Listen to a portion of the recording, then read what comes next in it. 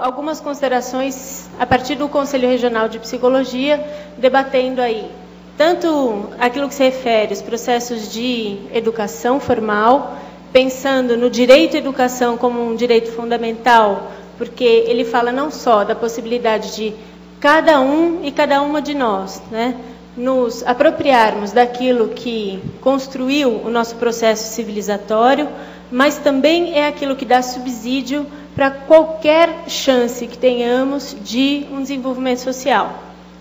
É também apostando nos processos educacionais formais que a gente tenta construir um tipo de relação social que é diferente dessa que hoje a gente tem tão marcada, como já falaram anteriormente aqui, pelo reconhecimento das desigualdades e, subsequentemente, pelo silenciamento, né, das diferenças. Queria dizer também que, a partir dessa análise da psicologia, o caminho que eu vou seguir é o de olhar para as coisas como elas aparecem e fazendo perguntas, né, para a gente tentar entender como se constrói o cenário. Então, emprestando aqui a expressão usada pelo colega, vou trabalhar com a ideia de cenário. E, antes de falar propriamente do fenômeno que estamos discutindo hoje, que é o bullying, queria fazer duas considerações gerais. A primeira é que este país conhece muito recentemente uma política de assistência social. Não temos ainda hoje instituída, né, como precisamos ter, uma política de assistência social. E isso é um elemento importantíssimo para a gente entender o que significa hoje a escola, né, o lugar pelo qual necessariamente todos e todas nós temos que passar. Né? E é também por isso utilizado como lugar que vira identificador de tantas e tantas mazelas dos indivíduos e dos grupos sociais. Então, pensar a impossibilidade da garantia de determinados direitos da população faz entender por que a escola vira esse lugar, né, que tudo precisa atender. Né? Também queria fazer uma outra consideração, que é sobre a violência. E estou usando aqui a ideia de violência, o conceito de violência, como a redução das pessoas a coisas. Então, quando eu aqui disser, né, violência, por favor, entendam assim: a colocação do outro no lugar de quem não pode falar, de quem não pode reagir, de quem é tratado como coisa. Isso acontece mediante ação física, isso acontece mediante uma relação simbólica. Né? Podemos coisificar o outro de várias formas. E muitas vezes os procedimentos já instituídos garantem isso para além mesmo da nossa intenção. Né? Os procedimentos ocorridos nas instituições muitas vezes garantem que não se precise de gente colocando o outro no lugar de coisa, porque todo mundo já virou coisa que executa procedimento. Né? Então, dialogando um pouco com aquilo que já foi falado, não estamos aqui procurando culpados, mas estamos coletivamente pensando qual que é o nível de ação e de responsabilidade que cada setor social precisa ter diante desta situação. Né? Educadores, familiares, né? Os profissionais da saúde, como é que cada setor precisa se organizar para enfrentar. Hoje estamos colocando no centro da cena a escola, porque é lá que acontece o tema que estamos discutindo. E é a partir disso, então, que vou montar aqui minha fala. Não sei se vocês já tiveram a possibilidade de ler a cartilha, né, de orientação do Conselho Nacional de Justiça sobre a temática do bullying. Recomendo que leiam, porque é importante compreender como o Conselho Nacional de Justiça se posiciona a esse respeito. É importante a gente entender qual é a instituição de práticas que estão ali propostas. Bom, para quem não conhece, eu vou fazer uma rápida apresentação, porque dela já vão derivar algumas das minhas críticas. A pessoa que foi, né, colocada como consultora da cartilha, e não estou discutindo a pessoa física em questão, mas o lugar profissional que ela ocupa, é de psiquiatria. Então, o fato de chamar uma psiquiatra para falar no Conselho Nacional de Justiça e pelo Conselho Nacional de Justiça sobre esse tema, já é um elemento que a gente precisa considerar. Não foi um educador, não foi um familiar, não foi o próprio profissional do campo da justiça, foi um médico psiquiatra. Isso traz um viés que não pode ser desconsiderado. Na definição trazida pela cartilha, aparece o seguinte: o bullying como um ato de violência que ocorre intencional e repetidamente contra aqueles que estão impedidos de fazer frente às agressões sofridas. Na cartilha fala-se em pessoas mais fortes e pessoas mais fracas. Quanto às causas, a cartilha apresenta o seguinte, como causa: indução à compreensão de que é algo que começa em casa. Escola tem que reeducar a criança. Então, a causalidade que está posta na cartilha é de que algo acontece no contexto familiar que gera esse comportamento agressivo do sujeito que se vê como mais forte em relação a outros mais fracos. E isso se repete no contexto escolar. Essa é a construção da causa do bullying. Qual é o papel da escola nesse contexto, segundo a cartilha? Acionar pais, conselho tutelar, órgãos de proteção da criança e do adolescente. Mas também, em caso de infração, acionar a polícia, porque, entendendo, do ponto de vista ainda da cartilha, por favor, vamos distanciar os discursos. Do ponto de vista da cartilha, coadunar com situações de bullying significa fomentar a delinquência infanto-juvenil, a criminalidade infanto-juvenil. Então, é um sistema de prevenção de delinquência. Esse é o papel da escola, acionar os dispositivos dos outros setores sociais para que se encaminhe a averiguação dos fatos e, havendo uma situação de maior infração, inclusive a polícia. Razões para a agressão. Por que alguém, então, comete a ação do bullying? Por falta de limites, por falta de modelo parental, por falta de modelo educativo também, sofrimento por situação momentânea, ou seja, os exemplos que são dados, separação dos pais, mortes nas famílias, podem gerar este comportamento.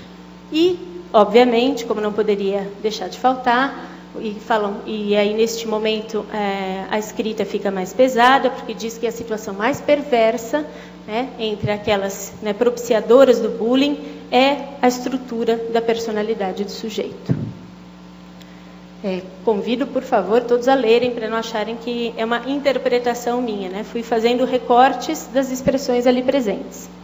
Sobre a vítima, o que a cartilha diz? Que as consequências dependem, sobretudo, da estrutura da personalidade das pessoas e da intensidade das ações.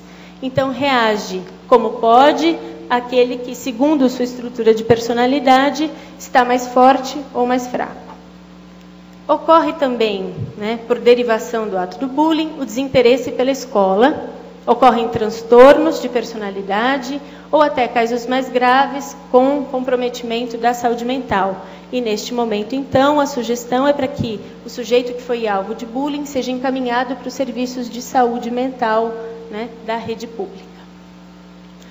A influência da sociedade, qual seria, a partir desta perspectiva? Falam do individualismo, que leva a distorções de padrões éticos. A escola e a família perderam seus valores e os modelos são inadequados àqueles que são ofertados à criança e ao jovem. Então, este aqui é o documento que sinaliza como entender e como lidar com o bullying hoje no Brasil. E, a partir dele, várias políticas educacionais anti-bullying estão sendo disparadas, em redes municipais, redes estaduais. Então, ele acaba sendo usado como o elemento que justifica, porque é documento, este tipo de prática com esta linha de adesão. Bom, posta essa rápida apresentação da cartilha, vamos considerar aí, voltando à cena, como ela aparece, como o fenômeno aparece. Aparece sempre uma prática violenta de uma criança tida como mais forte contra a outra tida mais frágil. E os acontecimentos ocorrem quando um adulto não está por perto. Então, algumas perguntas que já podemos fazer. Como é que se estabelece a ideia de mais forte e mais fraco na escola? Como é que se estabelecem as relações entre quem tem mais poder e menos poder entre crianças? E o que acontece quando os adultos não estão, que as crianças lidam assim, né, com a convivência entre elas? Algumas perguntas. Algumas em relação às causas apresentadas, né? A violência é apresentada como gratuita, né? Ela não tem um porquê em relação àquela pessoa, senão pelo fato dela ser mais fraca. Então seria uma pura demonstração de força sobre o outro. E o que isso quer dizer? Se não foi porque ele me chamou de feio e eu reativamente bati nele, se não foi porque ele roubou minha borracha, pegou meu estojo ou chutou a minha mochila, que eu revidei, foi simplesmente porque eu acho ele feio, porque eu acho o dente dele torto, porque isso ou porque aquilo, ou seja, uma característica do sujeito que não está relacionada à nossa convivência. O que acontece então? Que a violência se torna gratuita. Porque ela está autorizada. É costumeiro em outras situações da vida social que na ausência de adultos as crianças encenem as relações já vividas. Todos nós já fizemos isso e já testemunhamos isso, né? Na ausência dos adultos, a gente brinca de ser adulto. Então, gostaria que a gente considerasse isso como um elemento analisador para pensar o que as crianças fazem quando os adultos não estão presentes. E se a violência é gratuita entre as crianças quando os adultos não estão presentes, o que isso quer significar? Também é costumeiro, né, a gente entender que crianças que ficam muito tempo longe de um referencial adulto, muito distantes do referencial adulto, voltem a se relacionar entre si fora de padrões civilizatórios. O professor sabe disso quando ele sai 15 minutos, né, da sala de aula, que para criança pequena 15 minutos é uma eternidade, e o horror já se instaurou. Tem criança subindo no lustre. Então a gente sabe que com a permanente ausência de adultos, as crianças tendem a perder a noção do que é um comportamento civilizado, instituído por nós, obviamente. Nós sabemos estas coisas. Sabemos que elas brincam de representar nós mesmos e sabemos que quando elas se sentem muito abandonadas por nós adultos, elas encarnam o horror de quem vive para sempre abandonado, porque tudo é muito terrível e fatalista nessa situação. Bom, crianças que vivem em situações de convivência sem mediação, sem reflexão, muitas vezes só reagindo ao domínio de sentimentos bastante intensos e aflitivos. Crianças com medo, com angústia, com raiva, sem saber direito sequer o nome disso que estão sentindo. Crianças no desespero. Porque nomear sentimento a gente aprende. A gente não reconhece imediatamente do que a gente está sofrendo. É preciso do apoio de alguém para ajudar a interpretar, nomear e aí então realizar aquele sentimento. O pior sofrimento de todos, nos vai ensinando a psicologia, é aquele que é inominável. E é a isso que estão entregues as pessoas, né? As pequenas pessoas ali.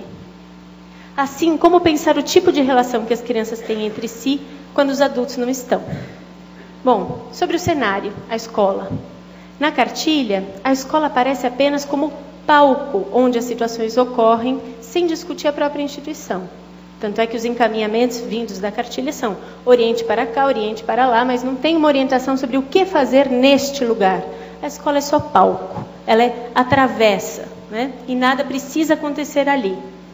Bom, como está a escola hoje?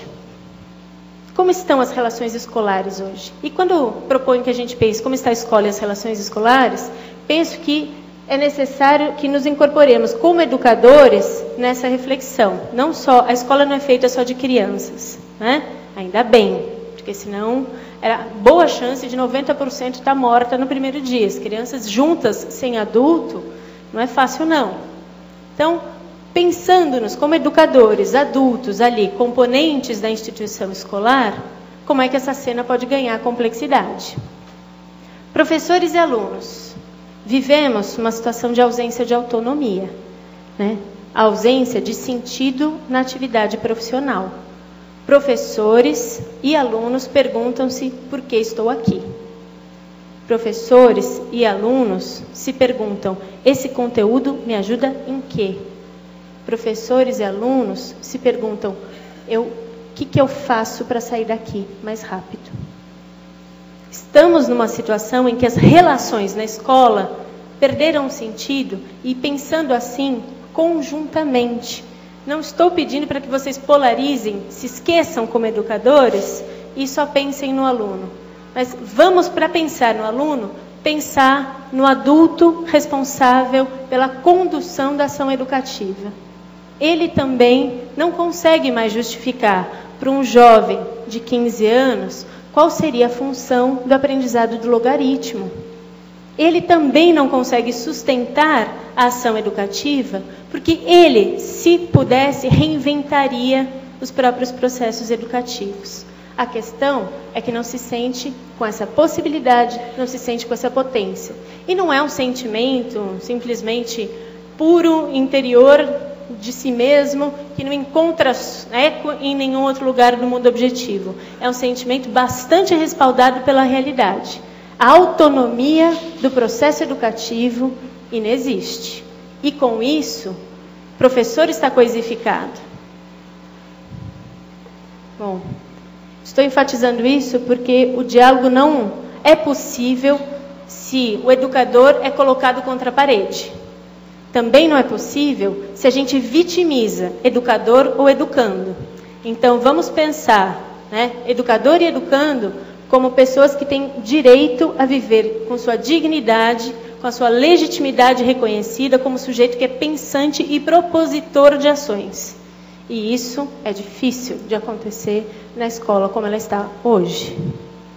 Bom, o silenciamento das pessoas, adultos, crianças, jovens, é permanentemente garantido no espaço escolar.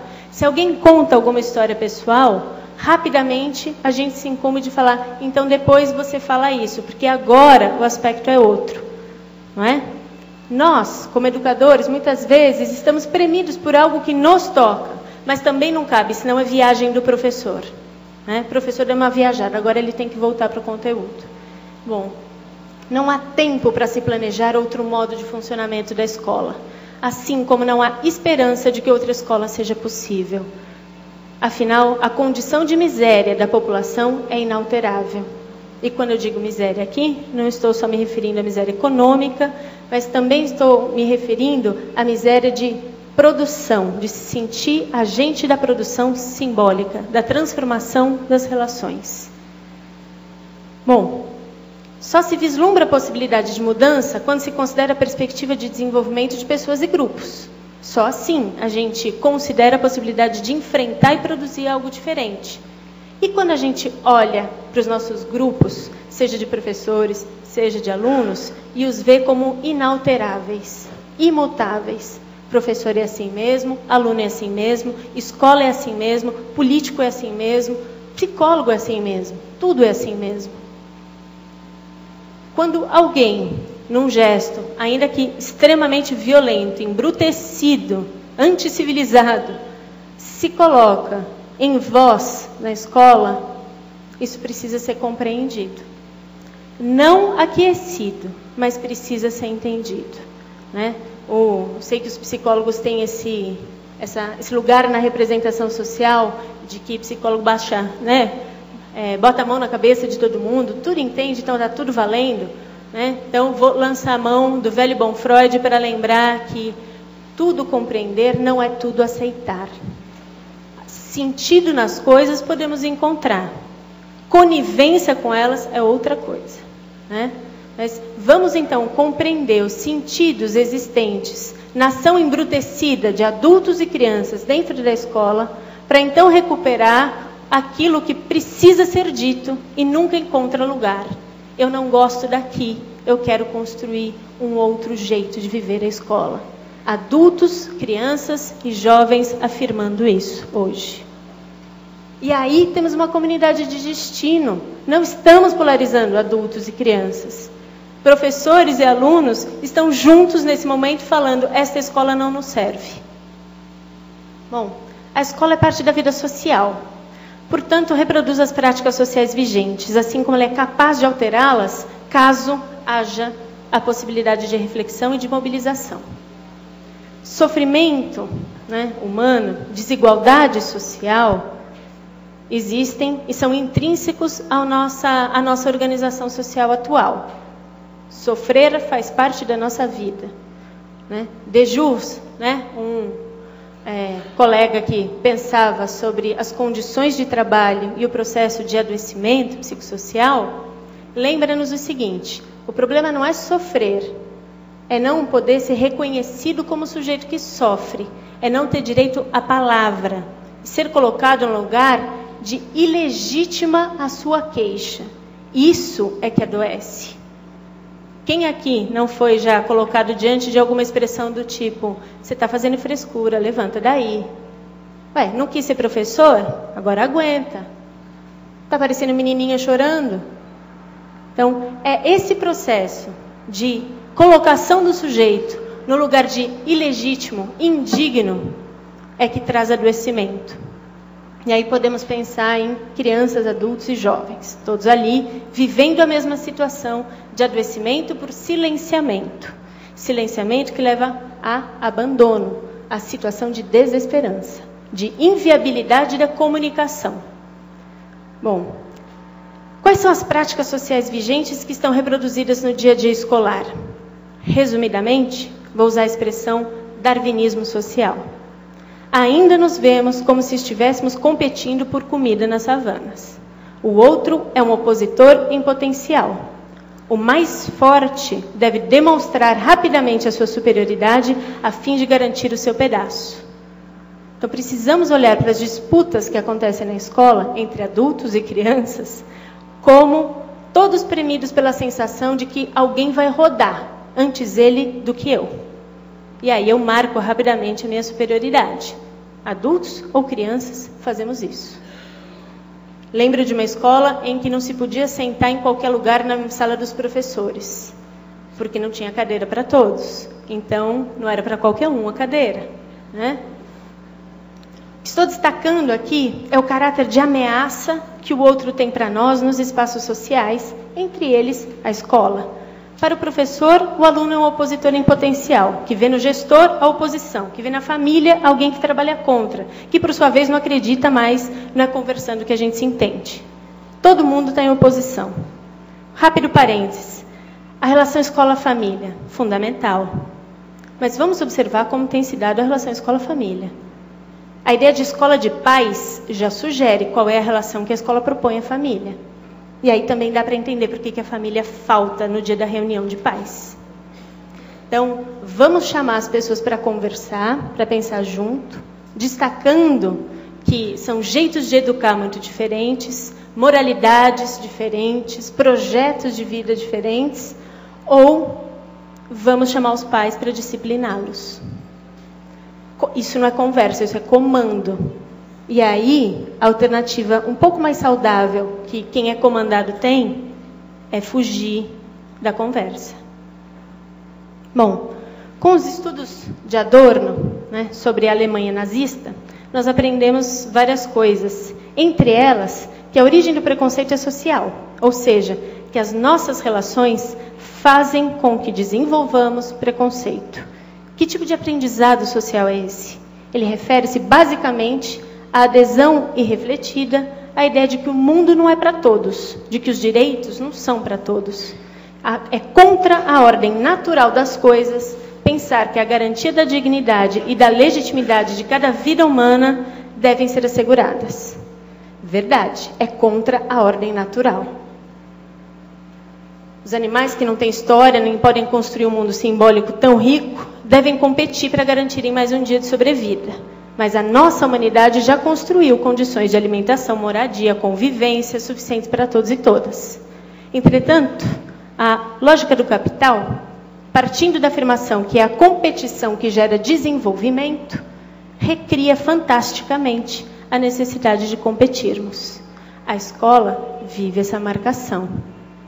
Assim, lutamos para ver quem é o primeiro da classe, lutamos para ver quem chega primeiro, lutamos para ver quem ajuda a professora, lutamos para ver se a escola quer mais qual é a escola que vai ganhar mais bônus, lutamos para a professora nos enxergar em meio a tantas outras crianças, tantas outras tarefas que os educadores devem desenvolver para alcançar as metas, ficarem com suas tarefas em dia, tarefas que se distanciam muito da relação ensino-aprendizagem. Lutamos, enfim, para sermos reconhecidos, pois vivemos a certeza de que a nossa participação na vida social é absolutamente desnecessária aos acontecimentos cotidianos da escola. Se eu faltar, ninguém percebe, ninguém dá conta. Mesmo o professor pensa assim. Falo dos acontecimentos significativos, aqueles que dizem respeito às relações e não ao cumprimento das tarefas. Ir ou não ir à escola pode não importar a educadores e alunos, se estes entendem que não são reconhecidos como legítimos e dignos de participarem com direito à expressão e opinião no espaço escolar.